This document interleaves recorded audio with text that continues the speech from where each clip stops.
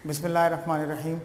First year accounting में MCQs हमारे पास continue हैं और इससे पहले हमने मुख्तलिफ़ टॉपिक्स के ऊपर MCQs को डिस्कस किया। आज का टॉपिक जो हमारे पास है वो है स्पेशल जर्नल का।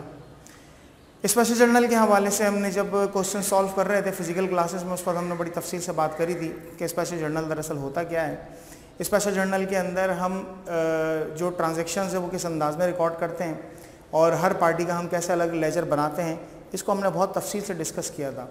उसी से रिलेटेड आज हमने कुछ MCQs का इंतखाब किया है और उन्हीं MCQs को इंशाल्लाह हम यहाँ पर डिस्कस करने जा रहे हैं।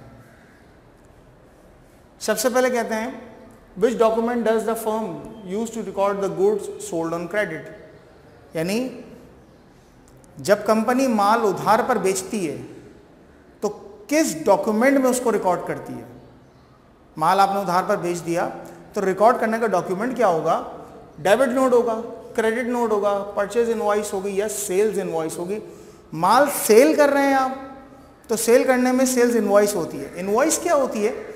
इनवॉइस का मतलब दरअसल ये होता है कि जो माल आपने बेचा है, अच्छा ये सेल्स या परचेज इनवॉइस कोई भी हो सकती है, तो दोनों को कॉन्सेप्ट को हम एक ही बात में समझ लेते हैं। अगर हम मिसाल के तौर पर सेल्स की बात करते हैं, माल आपने जो बेचा है किसी भी पार्टी को, उसकी जो तफसीलात आपने जिसके ऊपर लिखी हुई हैं, जिसको हम बिल भी बोलते हैं, कि क्या क्वांटिटी थी, क्या रेट था, क्या आइटम की डिस्क्रिप्शन थी और क्या टोटल अमाउंट थी। इसके अलावा कंपनी का हेड उसके ऊपर मौजूद होता है कि कंपनी ने किस तारीख को माल बेचा और कंपनी का एड्रेस और नेम वगैरह, ये तमाम तफसीलात एक डॉक्यूमेंट पर होती है, जिसको हम बिल बुक भी बोलते हैं और वो आमतौर पर इनवॉइस भी कहलाती है। तो हमारे पास जो सेल्स की तफसीलात उस पर होती हैं, इसलिए उसको हम ये कहते हैं कि हमने सेल्स इनवॉइस दरअसल अपनी पार्टी को सेंड करी है। अच्छा, यही चीज़ जब हम माल ख़रीदते हैं तो जिस पार्टी से माल हमारे पास आ रहा होता है तो वो दरअसल कहलाता है हमारा परचेज इनवॉइस, क्योंकि परचेज के डॉक्यूमेंट के ऊपर वो कहीं ये लिखा हुआ होता है। तो हमारे पास इसका बेस्ट आंसर क्या है? Sales invoice. हम यहाँ पर इसको ऑप्शन को क्लिक कर देंगे। आगे बढ़ते हैं। Subsidiary ledgers are also called. Subsidiary ledger के हवाले से हमने बहुत तफसील से बात करी कि हर पार्टी का इंडिविजुअली हम लेजर बनाते हैं, क्योंकि माल जब ख़रीदा जाता है या बेचा जाता है, ख़रीदने में भी बेचने भी हम एक से ज़ायद पार्टीज से रब्ता करते हैं। उसमें कई फ़ायदे होते हैं। मिसाल के तौर पर अगर मैं माल ख़रीद रहा हूँ किसी पार्टी से, तो अगर मैं एक ही पार्टी से ख़रीदूँगा तो एक तरह से उसकी मोनोपोली हो जाएगी। वो जो रेट मुझे देगा मुझे लेना पड़ेगा। मैं अगर एक से ज़ायद पार्टीज़ को अपने पास इन कर लूँगा कि अगर मुझे फॉर एग्जांपल जार्स चाहिए, प्लास्टिक जार्स, तो अगर प्लास्टिक जार्स अगर एक पार्टी बना रही है, दूसरी भी बना रही है, तीसरी भी बना रही है, चौथी भी बना रही है, मैं इन चारों से राब्ते में आ जाऊँगा तो सबको ये मालूम होगा कि हाँ भाई, अगर हमने माल नहीं दिया या रेट आगे पीछे कर दिया तो ये उस बंदे से राब्ता करके नए रेट पर या सही रेट पर माल ले लेगा, तो हमें नुकसान हो सकता है, हमारी सेल्स ख़राब हो सकती है।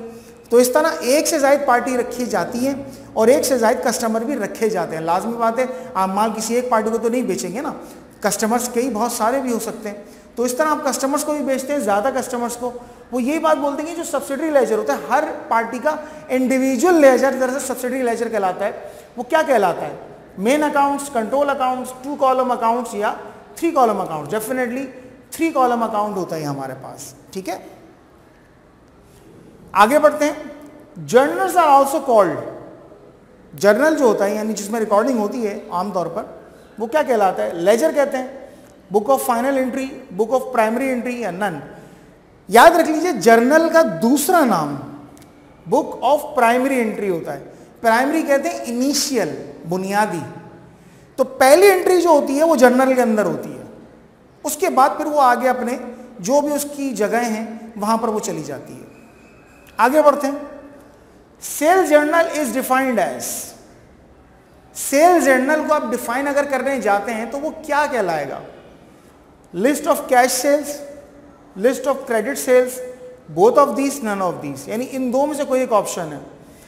देखो, सेल्स जर्नल का मतलब बेटा ये होता है कि आपने माल पार्टीज को जो बेचा है वो उधार पर बेचा है।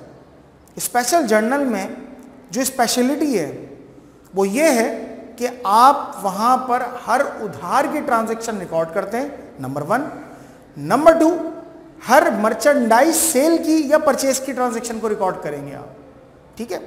तो यहां पर जो उन्होंने लिखा है लिस्ट ऑफ क्रेडिट सेल्स, तो यही इसका बेस्ट ऑप्शन आ जाएगा।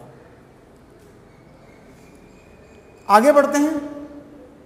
अ note issued by the customer to its supplier, customer की जानिब से सप्लायर को भेजा जा रहा है,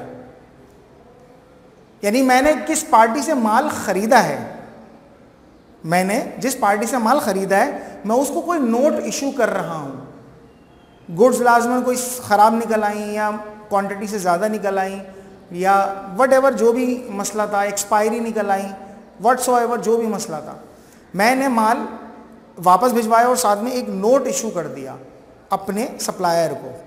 उसे क्या कहेंगे हम? Debit note, credit note, invoice या लेजर। देखें, मैं जब पार्टी से माल खरीदता हूं तो मुझे अपने ऊपर, मेरे ऊपर लायबिलिटी क्रिएट हो जाती है। फॉर एग्जाम्पल,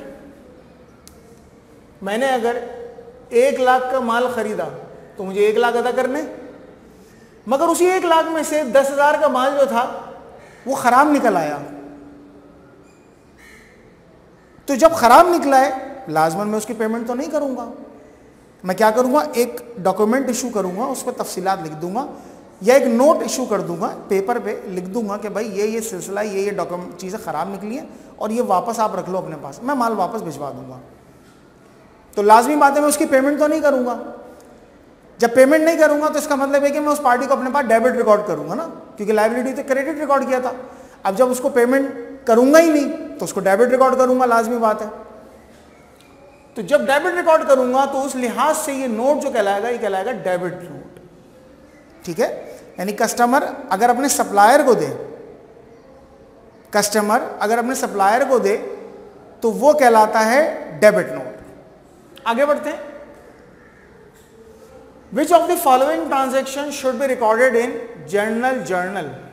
अच्छा, स्पेशल जर्नल के अंदर जो उधार के ट्रांजेक्शन्स होती हैं वो मर्चेंडाइज के अलावा भी हो सकती हैं। तो जो मर्चेंडाइज के अलावा ट्रांजैक्शन उधार की, वो हम स्पेशल जर्नल में रिकॉर्ड नहीं करते, बल्कि हम उसको रिकॉर्ड करते हैं जर्नल के अंदर। देख लेते हैं। Sale of merchandise on credit, बिल्कुल भी नहीं। यानी वो ये कह रहे हैं which of the following transaction should be recorded in journal में कौन सी रिकॉर्ड होगी? Sale of merchandise on credit, बिल्कुल ये स्पेशल जर्नल में आएगी। परचेज मर्चेंडाइज ऑन क्रेडिट, ये भी स्पेशल जर्नल में जाती है। रिटर्न ऑफ मर्चेंडाइज, ये भी स्पेशल जर्नल का आइटम है। Sale of old furniture on credit, ये जाएगा जर्नल में, क्योंकि ये मर्चेंडाइज नहीं है। ठीक है, तो ये हमारे पास बेस्ट ऑप्शन है। आगे चलते हैं। कहते हैं record of each customer is shown by, हर कस्टमर का जो रिकॉर्ड है वो कहां शो होता है?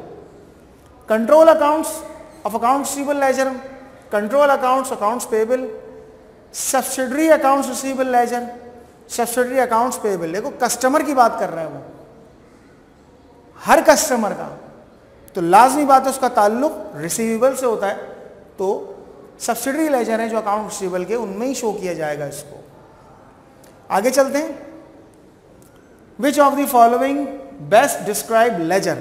ये जो लेजर होता है, इस लेजर को, जैसे यहां पे जर्नल को क्या कहा गया था वो आपने बताया, तो बुक ऑफ प्राइमरी एंट्री। इसी तरह लेजर को क्या कहा जाता है जरा देख लीजिए। Book of primary entry, book of final entry, trial balance, journal, इसको कहा जाता है बुक ऑफ फाइनल एंट्री। तो ये बात हम आज से सीख लें कि बुक ऑफ फाइनल एंट्री दरअसल लेजर को कहा जाता है। तो स्टूडेंट्स, हमारे पास ये कुछ एमसीक्यूज थे। डेफिनेटली ये एमसीक्यूज इनफ नहीं है, आपको अपनी बुक, अपना जो भी मटेरियल है, उससे ये एमसीक्यूज मज़ीद तैयार करने हैं। और इंशाल्लाह जब आप इसको तैयार कर लेंगे तो आपको अंदाज़ा होगा कि आपने ये एमसीक्यूज अच्छी खासी तादाद में रेडी कर लिए हैं। तो आप अनसॉल्व पेपर को भी देखें इस टॉपिक के हवाले से, और अपनी बुक या जो भी आपके पास मटेरियल उससे भी देखें। इंशाल्लाह अगली वीडियो में मुलाकात होगी नए टॉपिक के साथ, और इंशाल्लाह हम उसके भी नए रिलेटेड एमसीक्यूज आपके सामने लेकर आएंगे। और आप प्रैक्टिस करें, इसको बार बार देखें, ताकि आपकी जो एमसीक्यूज की प्रैक्टिस है वो अच्छे तरीके से हो सके। इंशाल्लाह आपसे मुलाकात होगी अगली वीडियो में। अस्सलाम वालेकुम।